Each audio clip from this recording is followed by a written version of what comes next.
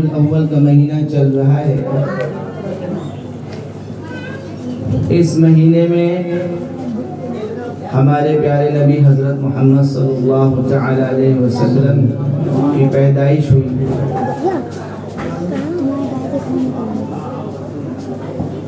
یقیناً یہ بات سچی اور پکی ہے کہ جس دن ہمارے نبی صلی اللہ علیہ وسلم دنیا میں تشریف لائے وہ دن بہت ہی مقدس و معزز و بابرکت دن تھا. لیکن اس کے ساتھ ساتھ اس بات پر بھی غور کرنا چاہیے کہ شریعت نے 2 عیدیں ہم کو عطا فرمائی ہیں. اس کے علاوہ شریعت کے اندر خوشی منانے کا اور عید منانے کا کوئی طریقہ رائج نہیں اور کوئی طریقہ ہم تک پہنچا نہیں. کیونکہ ہمارا جو مذہب ہے وہ مکمل کامل اور تمام مذہبوں سے اکیلا اور یکتا اور البیلا ہے. ہمارے وہاں کوئی رواجی شکلیں نہیں ہیں بلکہ ہر چیز کی ایک حقیقت ہے.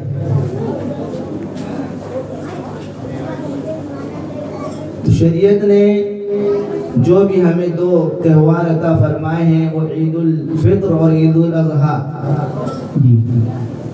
اس میں سب سے اہم بات یہ ہے کہ عید الفطر ہو یا عید الاضحیٰ ہو یہ کوئی خاص یعنی کہ کوئی خاص دن یا اس سے متعلق کوئی خاص واقعہ یا کوئی تاریخی کوئی ایسا واقعہ نہیں ملتا ہے کہ جس وجہ سے وہ 2 تہوار منائے جاتے ہیں.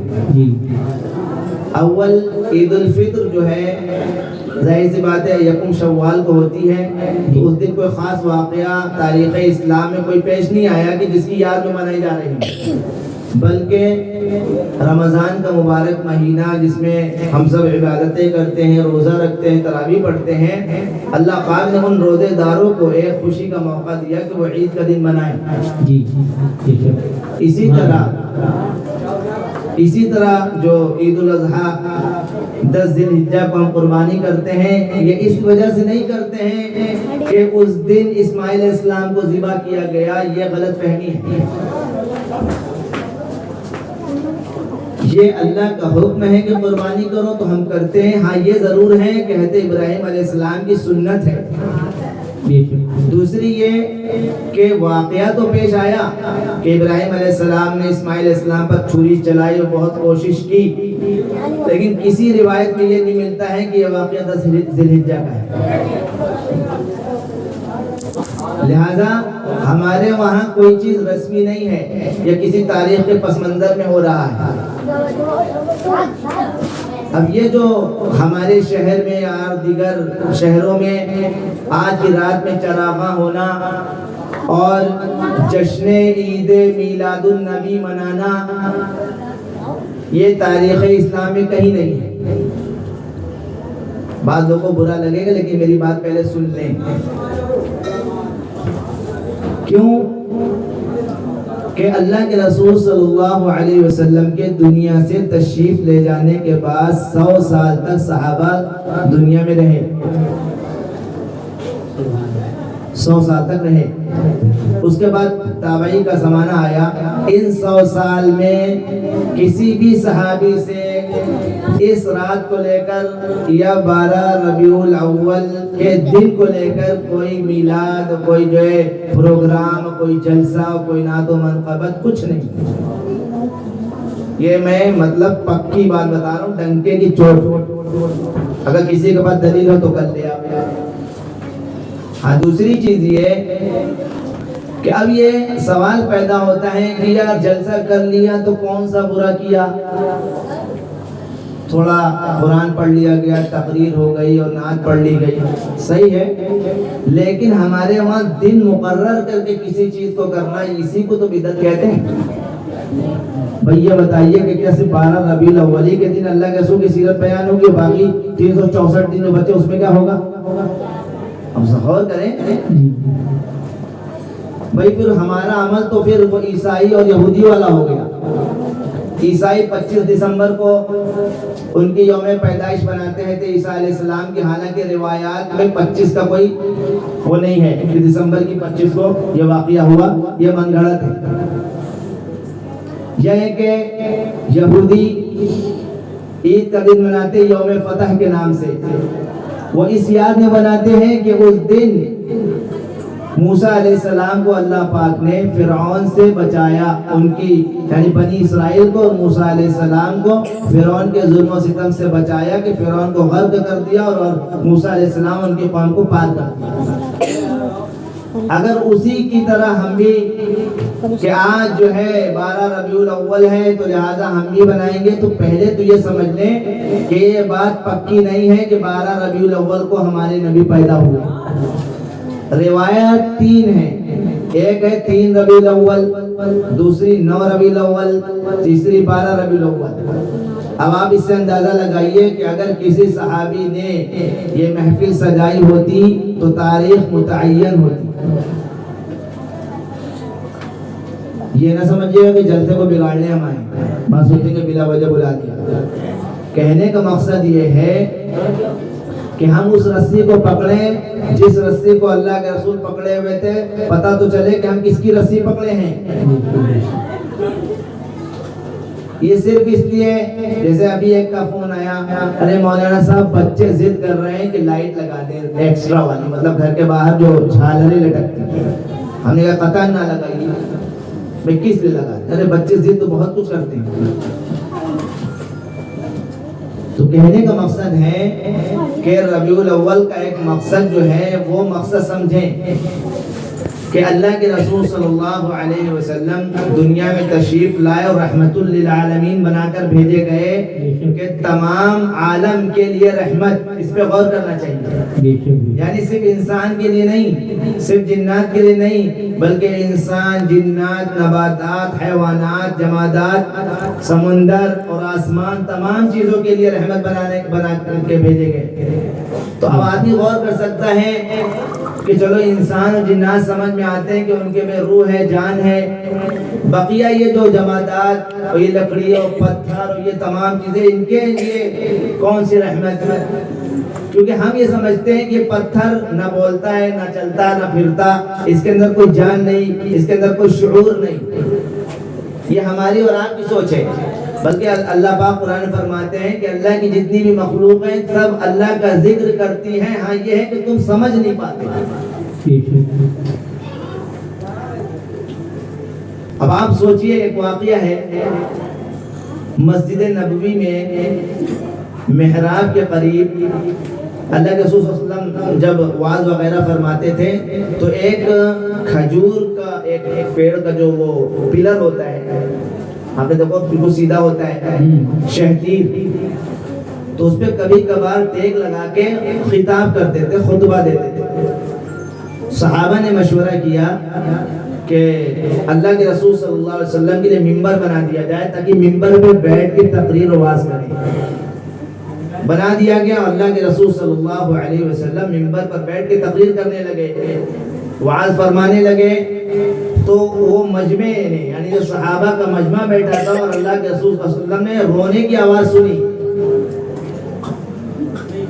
کہ کہیں سے رونے کی آواز آ رہی، تو غور کیا تو وہ درخت جس پہ ٹیک لگا کر اللہ کے رسول خطبہ دیتے تھے، وہ درخت رو رہا تھا۔ وہ کیوں رو رہا تھا؟ کہ مجھے یہ شرف حاصل تھا کہ اللہ کے رسول صلی اللہ علیہ وسلم کی پیٹھ مبارک میرے سے چمٹی رہتی ہے، تو وہ رو رہا تھا اس کی جدائیگی میں۔ تو اللہ کے رسول صلی اللہ علیہ وسلم ممبر سے اترے اور اس کو اپنے گلے لگایا، جب جا کے وہ چپ ہوا۔ سبحان اللہ، سبحان اللہ۔ تو ذرا غور کرنے کی بات ہے کہ اللہ کے رسول صلی اللہ علیہ وسلم رحمت للعالمین بنا کر بھیجے گئے ہیں اور ہمارے لیے اسوہ حسنہ ہے، جیسا کہ اللہ پاک نے فرمایا۔ تو ہمیں غور کرنا چاہیے کہ ہمیں کیا کرنا ہے، اللہ کے رسول صلی اللہ علیہ وسلم کی تعلیمات پر عمل کرنا ہے کہ اپنی منچاہی کرنا ہے۔ اب آپ یہ سوچیں کہ صحابہ کرام جو اللہ کے رسول صلی اللہ علیہ وسلم کو اتنا چاہنے والے اور ماننے والے کہ آپ غور کریں کہ جب اللہ کے رسول صلی اللہ علیہ وسلم وضو فرماتے تھے، صحابہ وضو کا پانی اپنے سے، یعنی اللہ کے رسول وضو کر رہے ہیں اور وہ اپنے ہاتھوں سے لے رہے ہیں، اپنے بدن پہ مل رہے ہیں، اس کو پی جا رہے ہیں، آنکھوں میں لگا رہے ہیں، یہاں تک کہ اللہ کے رسول صلی اللہ علیہ وسلم کا تھوک مبارک بھی زمین پہ گرنے نہیں دیتے تھے، لے لیتے تھے، وہ مل لیتے تھے، سبحان اللہ، اس میں ایسی خوشبو آتی تھی جو کہیں سونگی نہیں جاتی تھی کہیں اور. تو اتنی زیادہ محبت کرنے والے صحابہ، کیا ان کو نہیں پتا تھا کہ اللہ کے رسول صلی اللہ علیہ وسلم کی پیدائش کا دن منانا ہے؟ میرے بھائیوں بزرگوں دوستوں، دیکھیے سیرت النبی کے جلسے یہ اس لیے ہوتے ہیں کہ ہم اپنی زندگیوں کو بدلیں، بے شک بے شک، ہم اپنے اندر کی کمیوں کو تلاش کریں، جو ہم گناہ کر رہے ہیں اس کو چھوڑیں. دیکھیے آج ہم کسی شرابی کو دیکھتے ہیں، اس کو گنہگار سمجھتے ہیں اور کہتے ہیں بہت حرام کام کرتا ہے، شراب پیتا ہے، جوا کھیلتا ہے، پتہ نہیں کیا کیا کہتے ہیں ہم. لیکن ہم یہ غور کریں کہ جو ہم اپنے آپ کو نیک سمجھتے ہیں اور لوگوں کی نگاہ میں نیک ہیں، لیکن ہمارے گھروں میں ہمارے اپنے بھائی سے اختلاف چل رہا ہے، بھائی کا بھائی سے اختلاف ہے، لڑائی ہے، جھگڑا ہے، میری عورت کا اس کی عورت سے اختلاف ہے، لڑائی ہے، جھگڑا ہے، میرے بھائی کا بھائی سے اور ماں کا بیٹے سے، بہن کا بھائی سے، عجیب اختلافات چل رہا ہے ہر گھروں میں. جی اس کو کوئی حرام نہیں سمجھ رہا، حالانکہ یہ اتنا بڑا گناہ ہے کہ اگر اس حال میں مر گئے تو جنت نہیں ملے گی. رشتے کو نبھانا، رشتے کو نبھانا کیسا؟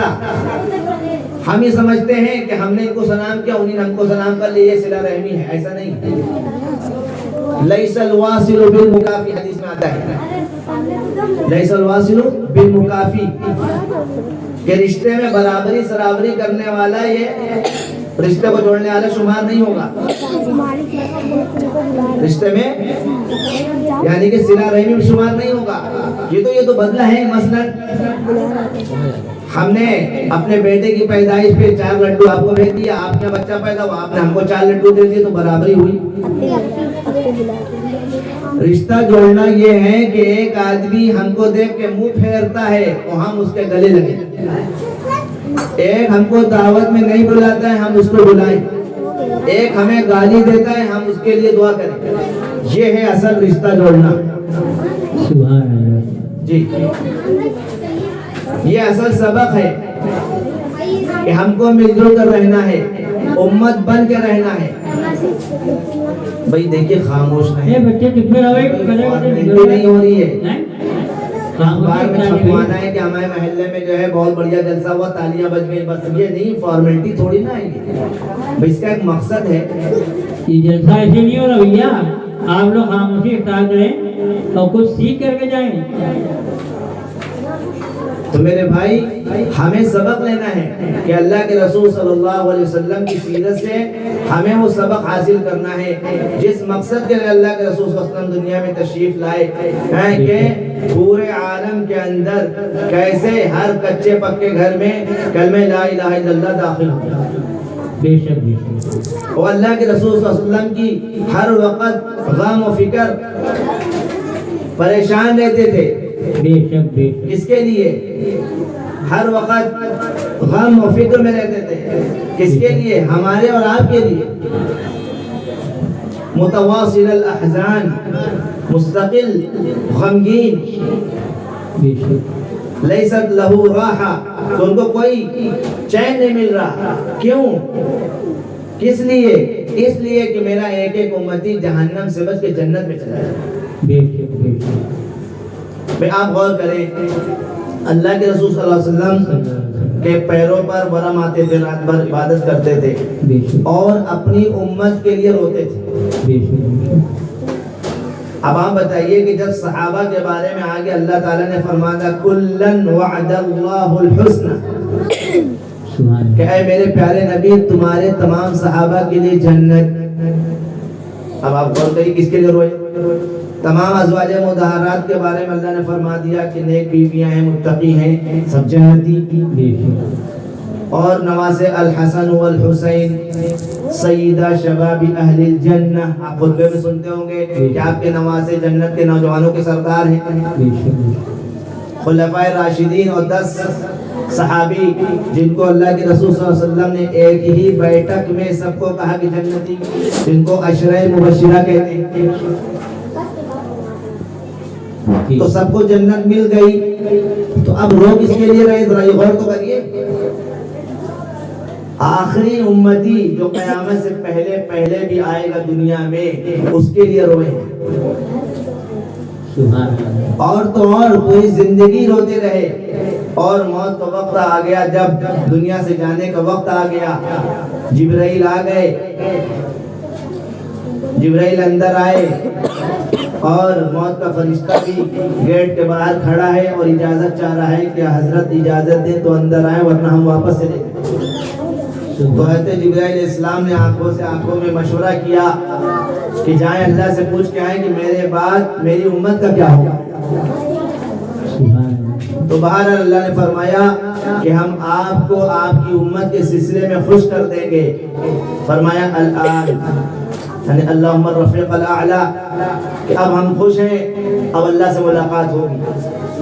اور اس سے پہلے آخری جو بات نصیحت کے طور پہ فرمائی، الصلاۃ الصلاۃ، کہ میری امت نماز نہ چھوڑنا، وما ملکت ایمانکم، اور اپنے ماتحتوں کے ساتھ اچھا سلوک کرنا، اپنے نوکروں کے ساتھ، اپنے گھر والوں کے ساتھ، اپنے اعزا اقربا کے ساتھ اور محلے والوں کے ساتھ اچھا سلوک کرنا، بدسلوکی نہ کرنا۔ تو الحمدللہ غور کریں نماز کا ہمارا کیا معاملہ ہے، کہ ایسے نمازی بیچارے ہفتے میں جمعہ پڑھنے جائیں گے، یعنی کہ ہفتے میں ایک دن 2 رکعت پڑھنے جائیں گے، عین نماز کھڑی ہونے کے وقت جائیں گے اور سلام پھرتے ہی چپل اٹھا کے ایسے بھاگیں گے کہ بس مسجد کو سلام کر لیں گے کہ میں اگلے ہفتے آؤں گا۔ اور پوچھ لیں تو سب سے بڑے عاشق رسول ہیں وہ۔ اللہ کے رسول نے فرمایا میری آنکھوں کی ٹھنڈک نماز میں ہے۔ آپ نے سنی ہوگی روایت۔ تو جب آنکھوں کی ٹھنڈک نماز میں ہے تو اب ہم نماز نہیں پڑھیں گے تو آنکھوں کو تکلیف پہنچے گی کہ نہیں پہنچے گی؟ تو ہم کس طریقے سے دعویٰ کرتے ہیں کہ ہم عاشق رسول ہیں؟ دیکھو بھائی، یہ تقریر بیان نہیں ہے، یہ مذاکرہ ہے۔ تقریر کا مطلب ہوتا ہے بس اسپیڈ سے بولتے چلے جاؤ، واہ واہ واہ واہ ہوتی رہے اور کام ختم۔ یہ مذاکرہ ہے، ہم کو اور آپ کو سوچنا ہے کہ آخر سیرت کے جلسے کا مقصد کیا ہے، کہ ہم کچھ سبق لے کر جائیں اور اپنے اندر جو کمی ہے اس کو دور کریں۔ صحابہ کرام نے جس طرح سے اللہ کے رسول صلی اللہ علیہ وسلم کی ایک ایک ادا کو اپنایا اور ایک ایک سنت پر عمل کر کے دکھایا، تو اس کا نتیجہ ہوا ہے کہ اللہ پاک نے قرآن فرمایا یا ایھا الذین آمنو آمنو، کہ ایمان والو ایمان لاؤ۔ کیسا؟ آمنو کما آمن الناس، کہ ایسا ایمان لاؤ جیسے نبی کے صحابہ لے کر آئے۔ تو ایمان کیسا مانگا جا رہا ہے؟ نبی کے صحابہ والا ایمان مانگا جا رہا ہے۔ اور ایسا ایمان کہ ایک صحابی ہے، وہ جنگ میں ہے اور قبطیوں سے مقابلہ ہے، کئی دن سے قلعہ فتح نہیں ہو رہا ان کا، بہت مضبوط۔ ایک دن جوش میں آئے اور کہا کہ قبطیوں، اگر میرے رب کا ارادہ ہو جائے تو ابھی تمہارا یہ محل زمین پر آ جائے، لا الہ الا اللہ، اللہ اکبر کہہ کے آسمان کی طرف شہادت کی انگلی اٹھائی۔ روایت میں دیکھا ہے پورا قلعہ گر گیا۔ میں نے کیا کہا کہ میں ادھر ادھر کی نہیں کروں، پکی روایتیں بتا رہا ہوں۔ یہ کب ہوا؟ یہ ایمان کے سیکھنے سے ہوا، ایمانی پاور سے ہوا۔ آپ نے دیکھا آج دنیا کی سپر پاور ایک چھوٹے سے ملک سے ہار گئی۔ آپ سمجھ سکتے ہیں ہم کس کو کہتے ہیں؟ جی کیسے ہار گئی؟ ان کے پاس کیا تھا؟ صرف کھنڈرات، کوئی وسائل نہیں، لیکن ان کے پاس ایک چیز تھی، وہ ایمان کی طاقت اور اللہ پر توکل۔ تو میرے بھائیوں بزرگوں دوستوں، ہم دنیا اور آخرت میں اگر کامیاب ہونا چاہتے ہیں تو رسول اللہ صلی اللہ علیہ وسلم کی سیرت کو خود بھی پڑھیں، اپنے گھر میں اس کی تعلیم کریں۔ ہم چاہتے تو ہیں کہ میرے بچے نیک بن جائیں، حافظ قرآن بن جائیں، عالم دین بن جائیں، لیکن ہم خود لگیں خرافات میں۔ ٹھیک اسی طرح جس طرح والدین سوچتے ہیں کہ ہمارے بچے موبائل استعمال نہ کریں، ہم چاہتے تو ہیں کہ میرے بچے موبائل استعمال نہ کریں، لیکن انہی بچوں کے سامنے بیڈ پہ لیٹے ہیں اور موبائل ہم چلا رہے ہیں۔ تو کیسے ہو سکتا ہے کہ بچے موبائل استعمال نہ کریں؟ یہ ناممکن ہے۔ کیوں کہ بچے اپنے ماں باپ کی نقل مارتے ہیں۔ اگر باپ گالی بکتا ہے تو بچے بھی گالی سیکھیں گے، باپ نماز پڑھتا ہے تو بچے بھی نماز پڑھیں گے۔ باپ جھوٹ بول رہا ہے، کسی نے کنڈی کھٹکھٹائی فلاں صاحب ہیں تو ابا نے اپنے بچے سے کہہ دیا بیٹا جا کے کہہ دو کہ نہیں ہے، تو بچے کو ہم نے جھوٹ سکھایا۔ اور بچہ بچپن میں توتلی زبان میں گالی دے رہا ہے، ہم خوش ہیں، ارے بچہ ہی تو ہے۔ میرے بھائی تربیت بچپن سے ہوتی ہے۔ علماء فرماتے ہیں وہ بچہ جو پیدا ہوتا ہے سب کچھ سمجھتا ہے، ہاں یہ کہ وہ بول نہیں سکتا۔ جو بھی عمل ہوگا اس کے سامنے، اچھا ہو یا برا، وہ بچہ سب سمجھتا ہے، اس کے کمپیوٹر میں ریکارڈ ہو رہا ہے۔ لہٰذا اس کا بھی دھیان رکھا کریں کہ بچوں کے سامنے کپڑے وغیرہ نہ بدلا کریں۔ اپنے گھروں میں پردے کا اہتمام کریں، ہماری مائیں بہنیں پردوں کا اہتمام کریں، دین سیکھیں۔ آج ہماری بہنیں ارتداد کا شکار ہیں، غیروں کے طرف مائل ہو رہی ہیں۔ یہ اس وجہ سے ہے کہ ان کے گھر میں دینی تعلیم نہیں ہے۔ دینی تعلیم نہ ہونے کی وجہ سے یہ ہو رہا ہے کہ ہماری بہنیں دوسروں کی طرف راغب ہو رہی ہیں اور ماں باپ کو کوئی فکر بھی نہیں ہے۔ حضرت مولانا سجاد صاحب نے فرمایا کہ ہماری بہنیں اور بیٹیاں جاہل رہ جائیں ہمیں کوئی غم نہیں ہے، لیکن وہ کالج میں جا کے اپنے ایمان کو اور اپنی زندگی کو خراب نہ کریں۔ بہت بڑی بات ہے، کیونکہ اللہ والے وہ پورے عالم پہ نگاہ رکھتے ہیں، وہ دیکھ رہے ہیں کہ ہمارے ملک کے اندر کیا ہو رہا ہے۔ لہٰذا اپنے گھر کی بچیوں کی حفاظت کریں، ان کے اعمال کی، ان کے ایمان کی، ان کے اخلاق کی، ہر چیز کی تربیت کرنا ہے، تاکہ وہ جب تربیت یافتہ ہوگی تو آگے جو نسلیں آنے والی ہوں گی وہ بھی تربیت یافتہ ہوں گی۔ اگر عورت دیندار نہیں ہوگی تو بچے بھی دیندار نہیں ہوں گے، کیونکہ باپ تو دن بھر اپنے کام دھندے میں لگا رہتا ہے اور بچے اپنی ماں کے پاس رہتے ہیں۔ اگر بچے اپنی ماں سے اچھی تربیت نہیں پائیں گے تو پھر وہ بگڑ جائیں گے۔ بچے جو ہوتے ہیں وہ تر شاخ کی طرح ہوتے ہیں، ایک ہوتی ہے خشک شاخ، ایک ہوتی ہے تر شاخ۔ مثلاً آپ نے دیکھا ہوگا جو جھوے بنتے ہیں جس میں سامان رکھا جاتا ہے، حالانکہ لکڑی سخت ہوتی ہے تو اس کو تالاب میں ڈالا جاتا ہے تاکہ وہ خوب اچھے سے پانی کو ایبزارب کر لے، پھر اس کو موڑنا آسان ہو جائے۔ بچہ اسی طرح ہوتا ہے، جس طرف موڑیں گے وہ مڑ جائے گا۔ آپ بچپن میں گانا سکھائیں گے گانے والا بن جائے گا، قرآن سکھائیں گے قرآن والا بن جائے گا، نماز سکھائیں گے نماز والا بن جائے گا، ٹیلی ویژن دکھائیں گے ٹیلی ویژن والا بن جائے گا۔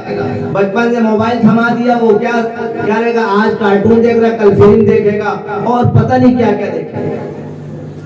آج باتیں کی محنت چلی، اس نے کیا کیا کہ آن لائن جو ہے پڑھائی کا رواج عام کیا، اس کے ذریعے سے بچوں اور بچیوں کے ہاتھ میں بڑے بڑے موبائل تھما دیے، ان کو موبائل کا چسکا لگا دیا۔ اب اسی وجہ سے ابا کہہ رہے کیا کریں، مجبوری ہے، موبائل نہیں دیں گے تو پڑھائی کیسے ہوگی۔ علماء فرماتے ہیں کہ جن کے گھر کی دیواریں آسمان تک اٹھا دو لیکن اگر ان کے گھر میں موبائل ہے تو سمجھ لو بے حیائی آ کے رہے گی۔ تو ہم سب پکا عزم کریں، ارادہ کریں کہ ہم سب اپنے گھر میں ہے نا دینی ماحول کو قائم کریں گے، اپنے بچے بچیوں کی دینی تربیت کریں گے۔ اگر جو بچہ حافظ قرآن بن گیا تو سمجھ لیے اس کے خاندان کے 10 لوگوں کو وہ بخشوائے گا. اماں ابا تو پہلے ہی ان کو تاج واج پہنا دیا جائے گا. لیکن میرے بھائی ہم یہ ڈرتے ہیں حافظ بن گیا تو کھائے گا کہاں سے. اب پبلک سے ایک سوال ہے, آج پبلک مسجد کے امام مؤذن حافظ عالم کو دیکھتی کہتی یہ بہت کھاتے ہیں, بہت بڑھیا کپڑے پہنتے ہیں, تو آپ تو یہ کہہ رہے تھے میرا بچہ کھائے گا کہاں سے اور کمائے گا کہاں سے, تو آپ تو یہ کہہ رہے ہیں آپ تو بہت اچھا کھاتے ہیں. آپ اپنی بات میں پکے نہیں ہیں. کڑوی بات ہے لیکن حق بات ہے.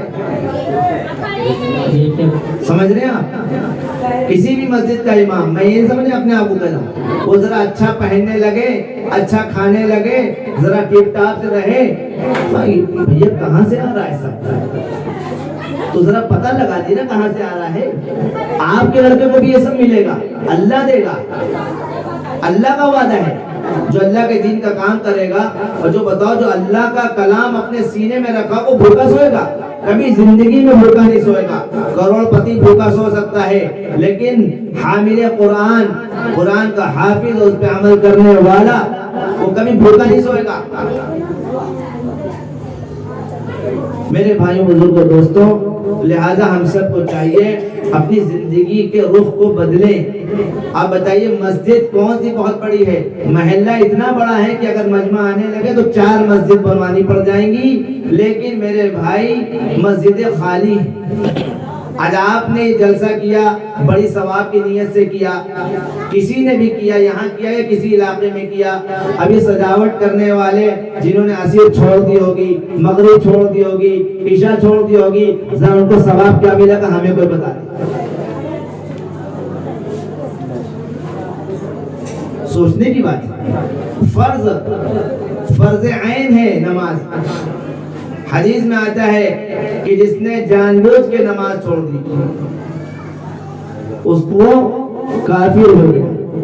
من ترک الصلاة متعمدا فقد کفر. علماء نے, حالانکہ حدیث کے ترجمے سے تو یہ ہے کہ جس نے نماز جان بوجھ کے چھوڑی وہ کافر ہو گیا, لیکن علماء نے فرماتے ہیں کہ اس سے مراد یہ ہے کہ نماز کا انکار کرنے والا.